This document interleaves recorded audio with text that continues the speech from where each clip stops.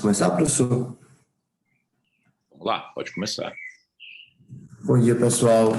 Hoje o foco da aula vai ser um pouco na epilepsia também, como na semana passada, só que a gente vai ter um enfoque um pouco diferente, porque a gente vai focar um pouco na questão da pediatria. Além disso, como a gente está treinando para ser neurocirurgião, a gente também vai focar no que na epilepsia, que é o mais importante para a gente, que é aquela epilepsia do tipo focal. Então, hoje a gente vai falar um pouquinho mais sobre as patologias que são mais acometidas na faixa etária pediátrica, focando naquelas epilepsias que a gente pode abordar, no caso das epilepsias focais. Então, só para a gente introduzir, a gente sabe que cerca de 60% dos pacientes com epilepsia, eles apresentam síndromes focais. E a mais ou menos 15%, esse dado é um pouco divergente, mais ou menos 15% não são controlados com fármacos antiepilépticos. E a maioria dos pacientes que desenvolvem epilepsia, eles desenvolvem no início da vida, e assim eles já estão na faixa etária pediátrica. E os pacientes da pediatria, eles têm uma particularidade em relação aos pacientes adultos. Eles geralmente têm uma maior frequência de crises, então eles apresentam mais crises diárias, o que pode comprometer um pouco aquela regra do conceito de refratariedade que a gente tem no adulto, que é aquele paciente com 2 drogas que não apresentam controle. Na pediatria, geralmente, como tem uma menor tolerância às crises, porque as crises elas vão acabar prejudicando o desenvolvimento neuropsicomotor do paciente com uma frequência maior ao longo do dia, geralmente se associa os fármacos com mais precocidade, mais precocemente. Além disso, como eu acabei de falar, a epilepsia na pediatria, uma epilepsia refratária, muitas vezes está associada com atraso do desenvolvimento neuropsicomotor, tanto relacionado à frequência de crises, como também relacionado aos efeitos colaterais que podem ter de fármacos antiepilépticos. Em relação à etiologia, tem uma importante diferença em relação aos adultos. A gente viu que a epilepsia do lobo temporal com a esclerose mesial temporal é mais comum a etiologia apresentada pelo adulto. Aqui a gente apresenta uma pequena diferença. Na epilepsia da infância, é muito mais comum a gente ter uma displasia cortical em relação à principal etiologia do que em comparação com o adulto. E, além disso, na pediatria, especialmente pacientes mais novos, eles apresentam maior capacidade de neuroplasticidade e reorganização após a cirurgia.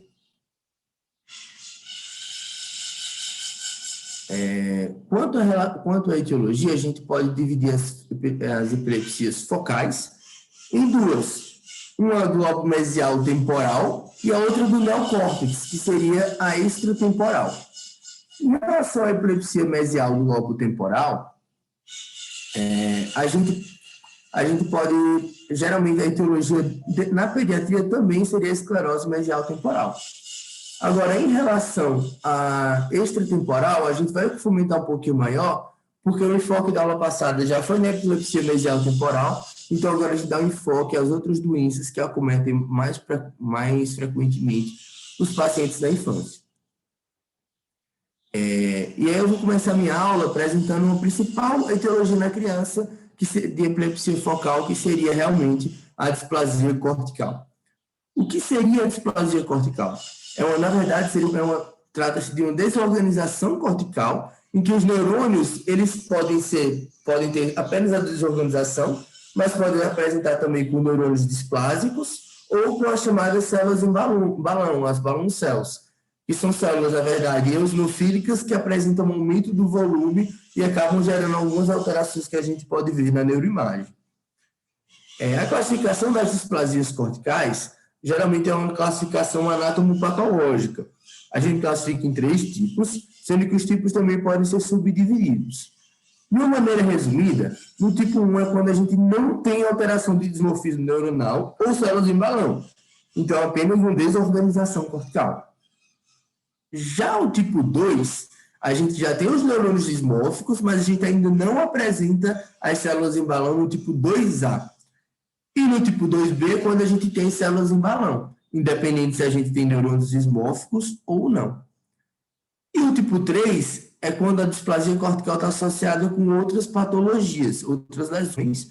Isso daí é uma forma muito comum de apresentação da displasia cortical. Então, só revisando, a gente tem o tipo 1, que é quando a gente não tem nenhum dismorfismo neuronal ou células em balão. A gente tem o tipo 2A, quando a gente tem neurônios dismórficos sem a presença de células em balão. Tem o tipo 2B, quando a gente tem as células em balão. E o tipo 3, quando a gente tem associado a outras lesões. Uma coisa que a gente tem que ficar muito atento na displasia cortical é que muitas vezes a alteração que ela apresenta é uma alteração discreta na ressonância. E muitas vezes o doente chega com uma ressonância de fora, apresentada como normal, mas a gente tem que saber que dentro da epilepsia, tanto infantil quanto em adulto, é necessária uma qualidade de neuroimagem e um detalhamento maior do que em relação às outras patologias. Então, geralmente, a ressonância deve ser feita em um centro especializado em cirurgia para epilepsia, porque ela tem que apresentar, geralmente, cortes finos, é o ideal, menor do que 2 milímetros, então 1 ou 1,5 milímetro, que possuam reconstrução 3D, e que a gente possa ter esse detalhamento maior. Porque muitas vezes as alterações são realmente alterações sutis. E geralmente na displasia cortical, a gente tem um alargamento do córtex, então a gente sempre tenta comparar com o outro lado, a gente tem um alargamento do córtex e uma perda da diferenciação córtico-subcortical, que é o que a gente apresenta aqui no sinal da seta. A gente vê que o córtex está espessado, tem um espessamento, e a gente vê uma perda da diferenciação de substância branca com substância cinzenta, fica um pouco borrado. Esse tipo de alteração também pode acontecer. Geralmente, a ressonância ela é compatível com uma alteração anatomopatológica. Geralmente, quando a gente tem alterações mais discretas, como, por exemplo, nesse caso, a gente tem relação, geralmente, com o tipo 1 ou tipo 2A da displasia cortical. A gente também pode ter aqui nesse outro exemplo uma alteração mais pronunciada. A gente aí também tem um alargamento da substância cinzenta. A gente também tem uma perda da diferenciação córtico-subcortical, inclusive indo aqui para o ventrículo. E a gente tem, na verdade, no FLAIR, um hipersinal associado. Quando a gente tem esse hipersinal associado, geralmente a gente é compatível mais com o tipo 2B de alteração patológica da displasia cortical, aquele tipo que apresenta balloon cells. Então, nota que algumas alterações, especialmente quando é tipo 1 ou tipo 2A da displasia cortical, são alterações discretas, que podem ser laudadas muitas vezes como ressonância normal. Daí, reforçando só a importância de ser uma ressonância com detalhamento e realizada em um grande centro. Aqui, mais uma vez, a gente vê outro caso de displasia, em que a gente tem aqui uma perda da diferenciação córtico-subcortical e um alargamento, um espessamento em relação à substância cinzenta. Além da displasia cortical, é muito comum na faixa etária pediátrica a gente apresentar outras alterações dentro do desenvolvimento que levam à formação de epilepsia. E aqui a gente vai ver algumas dessas alterações. O primeiro exemplo é a polimicrogiria, que é bem comum também dentro dos pacientes da faixa etária pediátrica causarem uma epilepsia. A polimicrogiria, ela é caracterizada, na verdade, como tem uma migração normal dos neurônios, mas eles não se organizam de maneira normal, o que leva a gente a ter múltiplos sucos, só que múltiplos sucos rasos. Então, a gente vai ter giros pronunciados com múltiplos sucos rasos, o que leva, na ressonância, a gente ter essa falsa sensação de um alargamento aqui da substância cinzenta. Então, nota que a gente tem, bilateralmente na fissura silviana, uma polimicrogiria. São vários, é como se a gente tivesse vários giros de sucos, só que os sucos bem rasos, que a gente não consegue nem perceber direito. A polimicrogiria, ela muitas vezes pode estar associado a outras malformações, como a gente vai ver aqui na frente. Por exemplo, a esquizoencefalia. A esquizoencefalia é outro tipo de malformação do desenvolvimento, em que a gente tem uma comunicação direta da cavidade ventricular com as cisternas e a convexidade, no caso. Dentro da esquizencefalia, na verdade, a gente tem duas subclassificações. A gente pode classificar a esquizencefalia como ela sendo de lábio aberto, quando a gente consegue ver bem pronunciada essa comunicação, como quando a gente vê aqui. E lembrando sempre que da parede dessa malformação pode ter vários casos de polimicrogelia também. E a gente pode ver aqui a esquizencefalia de lábio fechado, que é quando essa fenda ela é mais fechada. Além disso, a gente tem as malformações de migração dos neurônios. Então, é quando, na verdade, alguns neurônios não migraram, eles têm um defeito na migração para poder formar a camada cortical. Caso esse defeito de migração seja pontual, a gente pode ter um caso que a gente chama de uma heterotropia nodular ventricular. O que seria essa heterotropia ventricular? É quando a gente tem um tecido de substância cinzenta periventricular, uma localização que normalmente ele não se encontra. É mais um caso em que a gente pode ser associado também com epilepsia. Esse defeito da migração pode apresentar vários espectros dentro dos pacientes que apresentam esse tipo de problema. Além da heterotropia nodular ventricular, a gente pode ter uma heterotropia laminar subcortical, que é quando toda uma camada não migrou adequadamente e não formou a camada de substância cinzenta adequadamente. Nesse caso, a gente vê aqui 3 ressonâncias que apresentam uma substância cinzenta interposta aqui como uma lâmina na região subcortical. A gente consegue perceber que a terceira figura é um caso mais grave em relação às duas primeiras, mas dentro da heterotropia subcortical laminar, a gente vai ter outros espectros que a gente vai dar outros nomes, que são espectros com uma gravidade cada vez maior, mas que também decorrem do defeito de migração, que seria a paquigiria, a agiria e a lisencefalia. No caso da paquigiria, uma redução dos sulcos e giros. No caso da agiria, aqui a gente pode ver uma agiria posterior e uma paquigiria na figura que está como K. A gente pode ver uma agiria posterior e uma paquigiria anterior. E a gente tem um espectro mais grave da doença, que seria a lisencefalia, como a gente pode ver na terceira figura. Então, tanto a paquigiria, quanto a agiria, quanto a lisencefalia, na verdade, são 3 espectros do que representa um defeito de migração neuronal. São 3 espectros da mesma doença, assim como a heterotropia subcortical laminar.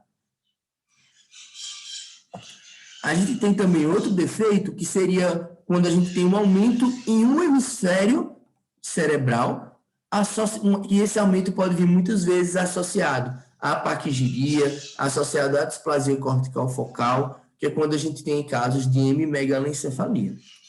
Essa patologia é uma das indicações que a gente tem para a gente poder realizar, por exemplo, uma hemisferotomia posteriormente. E agora a gente vai falar de algumas síndromes, na verdade. Então, a gente fechou um pouquinho o bloco das malformações do desenvolvimento, em que a gente teve como principal representante a displasia cortical focal, para falar sobre algumas síndromes que são clássicas causadoras de epilepsia de difícil controle, e que são mais marcadas, mais pronunciadas. Dentro dessas síndromes, a primeira síndrome que a gente vai ver é a esclerose tuberosa.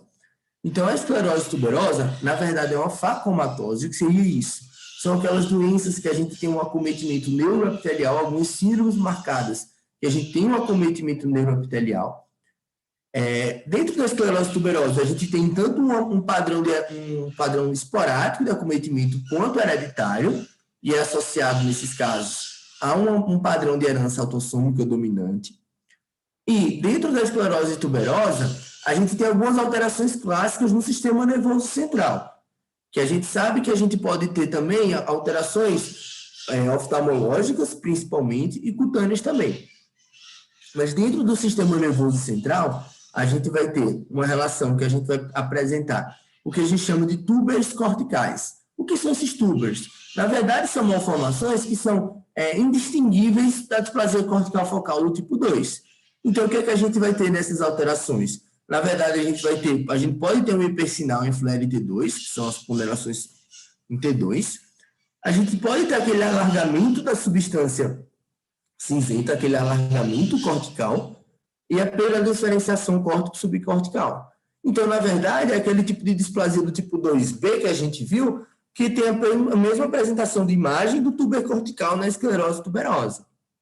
Além disso, a gente pode ter nódulos subependimários calcificados, e a gente pode ter uma patologia que muitas vezes a gente vai ver lá no Boldrini. Então, para os resilientes novos, para os R1 e R2, quando começarem a rodar no Boldrini, muitas vezes a gente vai ver um tipo de astrocitoma que é bem típico a sua associação com a esclerose tuberosa, que é o astrocitoma subependimário de células gigantes, que é o SEGA, que é a sigla em inglês. Então, é muito comum a associação de esclerose tuberosa com a presença de um astrocitoma subependimário de células gigantes.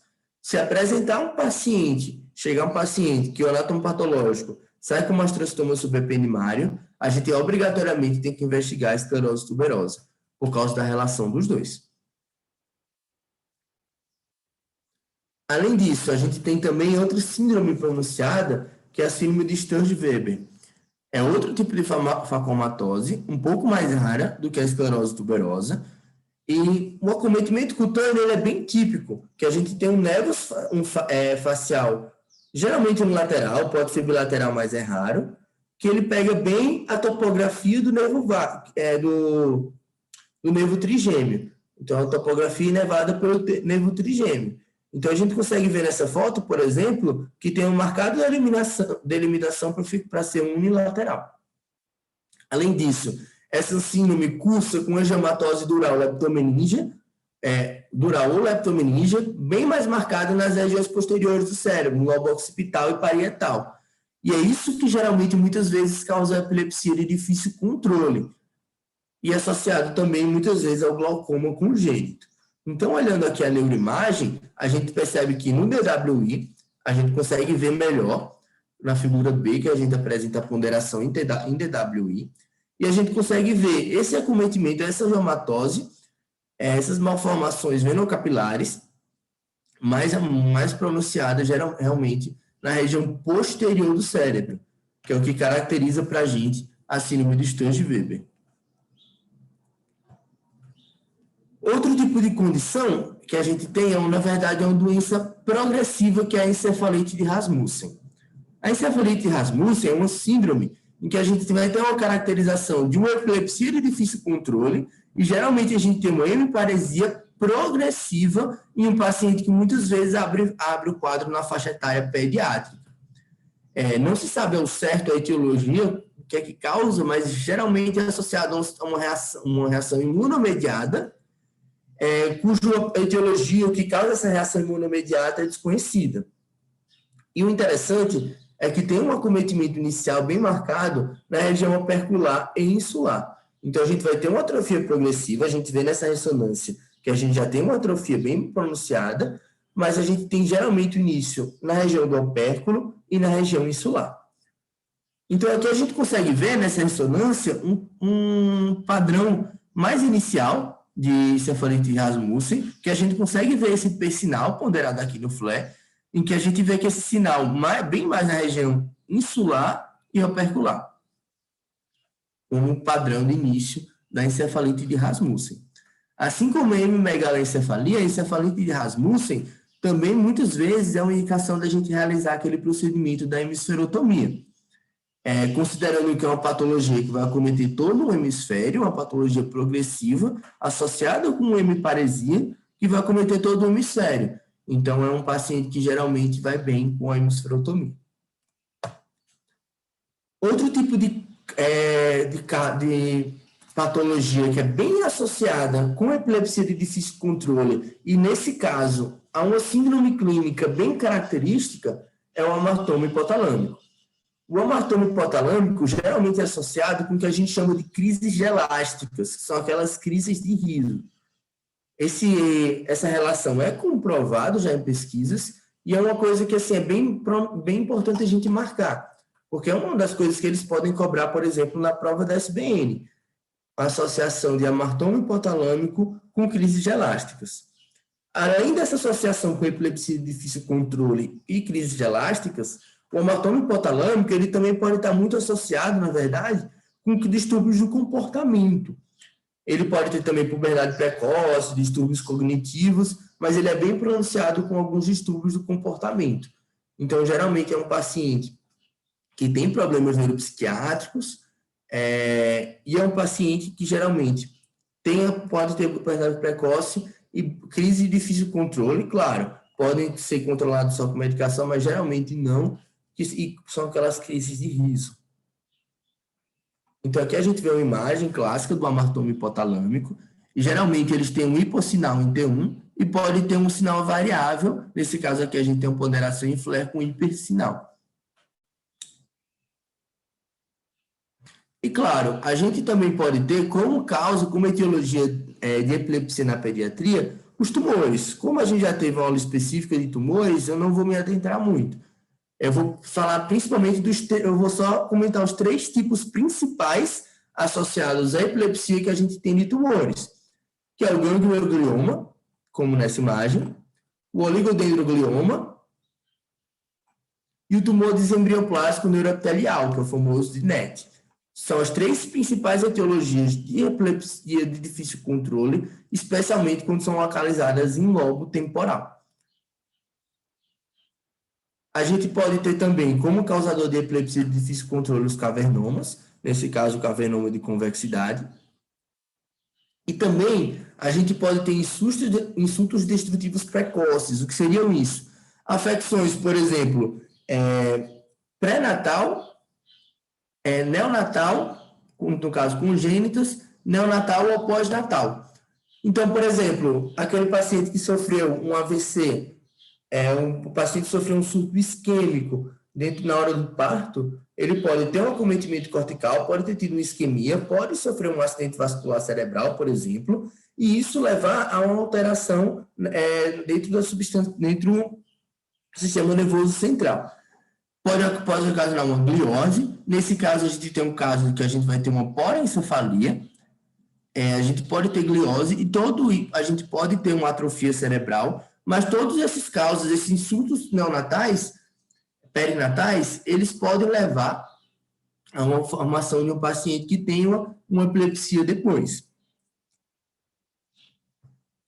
Então, a gente viu a primeira parte, que seria a parte da etiologia. Lembrando, a etiologia mais comum seria aquela displasia cortical focal, especialmente dentro da faixa etária pediátrica. Lembrando que eu falei mais das etiologias do neocórtex, então, a epilepsia do lobo temporal em relação à esclerose mesial temporal, como foi falado na semana passada, também pode ocasionar dentro da faixa etária pediátrica. E agora a gente vai falar um pouco sobre a investigação desses pacientes, especialmente aqueles que são candidatos à cirurgia. Então, claro, todo paciente com epilepsia, ele vai ter um eletroencefalograma. Esse eletroencefalograma pode ser útil para a gente para fazer uma coisa bem importante que é no pré-operatório, que é a lateralidade da manifestação, a localização e lateralidade da manifestação. Então, isso é uma coisa bem importante para indicar a cirurgia corretamente e também para a gente saber já qual é o resultado esperado dentro daquela cirurgia. O eletroencefalograma pode ser feito no período interictal ou também pode ser prolongado para tentar pegar alguma crise dentro do eletroencefalograma. Até fazer a telemetria, como a gente faz lá no HC, em que o paciente passa 48 horas internado para a gente conseguir flagrar a crise. Além disso, a gente também tem a ressonância magnética. Só lembrando, só um adendo da ressonância, que a gente sempre tem que ter aqueles cortes finos, com menos de 2 milímetros, o ideal seria que seja de 1 milímetro, para que a gente consiga reconstruir em todos os planos e para que a gente consiga avaliar com detalhes, por exemplo, aqueles casos que são mais difíceis de serem avaliados, como a displasia cortical focal. A gente tem também como ferramenta de localização e a ressonância magnética. Se eles estiverem batendo, tudo bem, mas a gente tem algumas ferramentas a mais que a gente pode utilizar para que a gente consiga ter uma clareza e uma certeza maior em relação ao que a patologia que a gente vai apresentar. Então, a gente tem o PET-CT e o SPECT. Quando eu estava no começo da residência, muitas vezes eu confundi os dois. O que seria o PET-CT, o SPECT e qual a diferença entre eles? Na verdade, o PET-CT ele vai ver o metabolismo cerebral. Então, ele deduz lateralidade e as crises a partir de um hipometabolismo focal. Então, ele vai administrar o metabólito da glicose e vai ver o metabolismo e vai ver as áreas em que apresentam um metabolismo menor. Já o SPECT é um PET-CT realizado de maneira ictal. Na hora do ictus, é administrado um marcador e esse marcador vai ver a atividade cerebral na hora do ictus. Então, o PET-CT vê metabolismo, o SPECT vê atividade cerebral dentro do período ictal, servindo também para a gente localizar, para a gente ter uma ideia de onde a área da maior atividade ictal. Ele tem como limitantes, por exemplo, uma rápida generalização e um atraso na administração do fármaco em relação ao ictus. E até o próprio atraso à distribuição do fármaco até o sistema nervoso central. Então, o SPECT tem essas limitações, mas o objetivo é a gente conseguir localizar a região que deu origem ao ictus dentro do período ictal. E a gente tem também algumas ferramentas para que a gente consiga avaliar, ter uma avaliação pré-operatória, na verdade, da área que a gente está tratando cirurgicamente. Se aquele paciente ele pode ter algum distúrbio cognitivo ou um distúrbio da fala depois da cirurgia. Então, a gente tem um teste neuropsicológico para isso, em que a gente consegue localizar direitinho qual seria a área relacionada à fala, principalmente em relação falando de lateralidade também. E a gente tem uma ressonância também funcional de linguagem, em que a gente também tenta localizar essa área. Isso é muito importante, por quê? Porque os pacientes com epilepsia, especialmente aqueles pacientes com epilepsia de início precoce, eles têm uma neuroplasticidade, como eu tinha falado no começo, maior. Então, eles podem ter uma alteração da região da área da fala para alguma outra região cerebral. E a gente tem também outra ferramenta, que é o eletroencefalograma intraoperatório. Então, a gente vai mapear o paciente no intraoperatório, a partir não agora de eletrodos no scalp, mas de eletrodos no espaço subdural. Com isso, leva a uma precisão muito maior, especialmente quando a gente fala de área de ressecção cirúrgica. A gente consegue ter uma área de ressecção daquela atividade que está mostrando que tem atividade epileptiforme. E aí, como é que a gente vai indicar a cirurgia? Então, para a gente indicar a cirurgia, a gente tem que estar muito seguro de que a nossa cirurgia ela não vai causar déficits e que ela vai melhorar o quadro do paciente. Ou que o paciente fique completamente livre de crises, ou que pelo menos a gente consiga reduzir a frequência de crise e reduzir o uso de fármacos para poder controlar essas crises. Esses são nossos principais objetivos dentro da cirurgia de epilepsia. Então, na verdade, para a gente ter uma indicação cirúrgica clara, o que é que a gente precisa? A gente precisa ter uma área definida como sendo responsável pelas crises. A gente precisa ter uma refratariedade à terapêutica medicamentosa. Isso daí é um pouco variável, porque muitas vezes a gente pode ter um paciente que tem efeitos colaterais, por exemplo, que está bem controlado, mas está apresentando efeitos colaterais a vários fármacos antiepilépticos, que a gente precisa operar também. E a gente tem que ter uma lesão localizada em uma área não eloquente. Ou seja, a gente tem que ponderar, na verdade, qual déficit a gente pode causar no paciente fazendo aquela cirurgia e conversar com a família também. Lembrando que os pacientes mais novos são aqueles pacientes que apresentam neuroplasticidade maior. Por que eu falo isso? Porque pacientes jovens que são indicados, por exemplo, uma cirurgia para uma hemisferotomia, eles possuem uma recuperação, inclusive que eles podem recuperar da hemiparesia e também da área da fala. Então, isso é importante também a gente ponderar no momento que a gente vai fazer a indicação cirúrgica. E quais são as opções cirúrgicas que a gente tem atualmente? Esse autor no artigo divide em 4 tipos de técnicas diferentes que a gente pode fazer na cirurgia. A gente pode ter uma cirurgia ressectiva. Quando a gente tem uma cirurgia ressectiva, a gente pode ter, por exemplo, a amidohipocampectomia, que foi comentado na aula passada, para a esclerose mesial temporal. A gente também pode ter uma lesionectomia, que seria justamente apenas tirar aquele foco de lesão que está causando a cirurgia, que está causando a epilepsia. Então, a gente pode ter, por exemplo, uma displasia cortical. A gente vai para operar onde está essa displasia cortical e fazer uma ressecção. A gente pode ter tumores, que a gente vai operar o tumor para poder controlar melhor da epilepsia. A gente pode ter áreas de gliose, por aqueles insultos isquêmicos perinatais, por exemplo, que a gente vai ressecar a área de gliose. A gente pode ter o cavernoma, que a gente vai ressecar o cavernoma. Então, a lesionectomia, na verdade, é a gente fazer a cirurgia para aquele problema que está causando a epilepsia. A gente pode ter também a emisserotomia, que eu coloquei aqui como uma cirurgia ressectiva, mas, na verdade, ela envolve tanto a ressecção quanto a desconexão. Eu coloquei como ressectiva porque o autor do artigo tinha colocado como ressectiva. Antigamente, a gente tinha o procedimento de hemisferectomia. Só que a hemisferectomia era muito associado tanto a distúrbios glicóricos no pós-operatório, como também um acúmulo muito grande de hemosiderina, gerando hemosiderose, porque toda aquela região ressecada do córtex acabava ficando com um depósito de hemosiderina que ficava sendo reabsorvido. E aí foi desenvolvido ao longo do tempo as técnicas da hemisferotomia, que na verdade consiste na desconexão completa de um hemisfério de um lado com o outro. Então a gente vai ter uma região de ressecção, especialmente da ponta do temporal, vai fazer a merodoelipocapectomia, mas também a gente vai ter a calosotomia associada, a gente também vai ter a desconexão ali da ínsula. Então, na verdade, a hemisferotomia a gente vai ter associado atualmente pouco de ressecção, mas mais pensando em desconexão. E geralmente a hemisferotomia a gente faz para aqueles pacientes ou que já são hemiparéticos ou aqueles pacientes que apresentam patologias com grave prognóstico em relação a ficar hemiparético ou controle de crises. Dentro da nossa aula, a gente viu que tem dois tipos, aquela hemimegalencefalia, e a gente também pode ter pacientes em relação que pacientes, por exemplo, com aquela síndrome de Rasmussen, também são candidatos à hemisferotomia. Lembrando que quanto mais novo o paciente maior é a probabilidade de recuperação e recuperação funcional ao longo do tempo. Então, se a gente indica uma hemisferotomia para um paciente de 1 ano de idade, é completamente diferente, por exemplo, de indicar uma hemisferotomia para um paciente de 18 anos.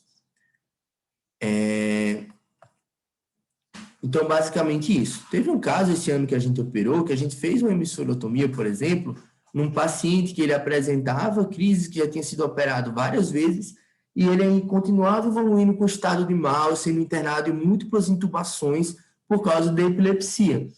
E aí, mesmo o paciente sendo mais velho, a gente indicou a hemisferotomia para poder melhorar a vida do doente, melhorar a qualidade de vida do doente, porque as crises dele, múltiplas refratárias, não estavam conseguindo, e também pelo risco dele evoluir com morte em um desses episódios em que ele entrava em estado de mal epilético.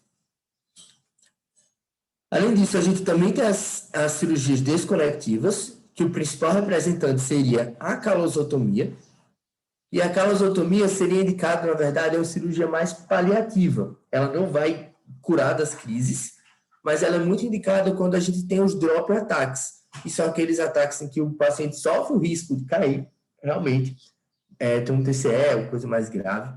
E aí a gente indica a calosotomia, na verdade, para impedir os drop attacks. Então, o objetivo da calosotomia, na verdade, é para propagação para os dois hemisférios, impedir a generalização e, com isso, a gente conseguir impedir os drop attacks. A gente tem também outro tipo de cirurgia paliativa, que seria a estimulação do nervo vago, que foi visto que a estimulação do nervo vago pode causar uma diminuição do potencial epileptogênico e de sincronização das vias. Mas faltam estudos ainda, principalmente na população pediátrica, para poder indicar melhor a estimulação do nervo vago. Além disso, a gente tem um tipo de cirurgia que é uma prevenção de sincronização, que é utilizada muitas vezes quando a lesão está presente no córtex eloquente, que a gente não pode ter uma ressecção, então podem ser feitas múltiplas transecções subipiais, e o objetivo, na verdade, é quebrar as conexões horizontais entre os neurônios, mantendo as conexões verticais lá. Acredita-se que a função cortical daquele córtex seria relacionado especialmente às conexões verticais, e as conexões horizontais seriam aquelas que seriam capazes de sincronizar para gerar uma atividade epileptiforme. E com isso, o objetivo dessas múltiplas transecções subipiais seria evitar que tivesse essa generalização, evitar que a gente tivesse atividade epileptiforme, causando o mínimo ou sem causar os déficits naquela área eloquente. Então, basicamente, esses são os 4 principais tipos de cirurgia. Eu falei um pouquinho resumido porque o assunto é bem grande, a gente tinha pouco tempo, mas era basicamente isso que eu queria falar, principalmente das etiologias dentro da faixa etária pediátrica, expondo mais as opções cirúrgicas que a gente apresenta hoje. Então, muito obrigado pela atenção, pessoal, e é isso. Excelente, Alfredo, muito obrigado.